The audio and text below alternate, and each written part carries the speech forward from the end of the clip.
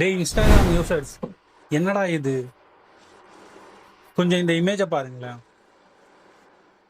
இந்த இமேஜில் பார்த்தீங்கன்னா மந்த்லி 2 lakhs ஈஸியாக ஏர்ன் பண்ணலாங்கிற மாதிரி போட்டிருக்காங்க.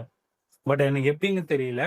ஏன்னா ஒரு க்ளவுட் கிச்சன் மூலமாக 2 lakhsங்கிறது ரொம்ப பெரிய விஷயம். கண்டிப்பாக அதில் 40 ஆர்டர்ஸில் 2 lakhsலாம் வாய்ப்பே இல்லை. ஸோ எனக்கு நடந்த எக்ஸ்பீரியன்ஸ் தான் நான் உங்ககிட்ட சொல்ல போகிறேன். நான் ஸ்விக்கி அண்ட் ஜொமேட்டோவில் நான் இதே மாதிரி நான் ஜாயின் பண்ணேன் க்ளவுட் கிச்சன் யூஸ் பண்ணி.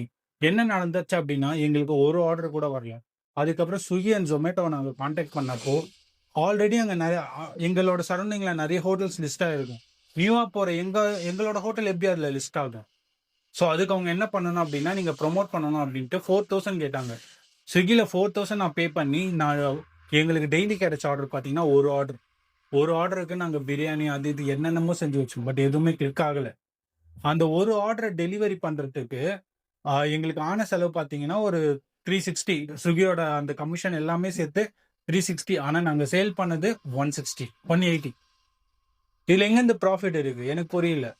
ஸோ ஸ்விக்கி அண்ட் ஜொமேட்டோவில் நீங்கள் 4 monthsக்கு ஒரு மாதிரி ஸ்டெபிளாக இருந்துச்சு. அதுக்கப்புறம் தான் உங்களுக்கு ஒரு சின்ன ஏர்னிங்ஸே பார்க்க முடியும். அப்படி நீங்கள் யோசிச்சாலுமே உங்களால் 2 lakhsலாம் க்ளவுட் கிச்சனில் ஏர்ன் பண்ண வாய்ப்பே இல்லை.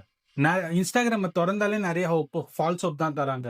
கேப்பார் கேனியர் இருக்க ஓப்பா ரோலுங்கிற மாதிரி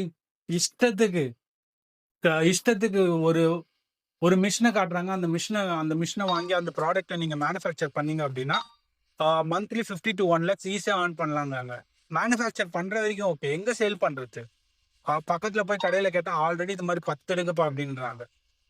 இஷ்டத்துக்கு ஏதாவது வியூஸ்க்காக போடாமல்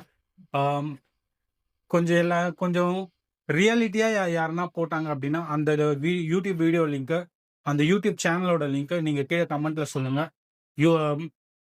தெரியாதவங்க தெரிஞ்சுப்பாங்க.